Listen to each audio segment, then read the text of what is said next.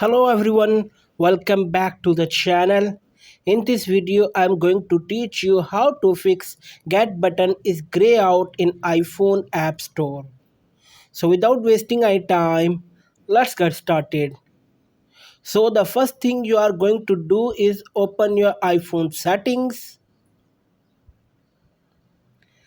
then scroll down and go to screen time. Now go ahead and tap on content and privacy restrictions. Tap content restrictions, then tap on apps. Here, make sure you choose allow all apps. Now, swipe up to go back to your home screen.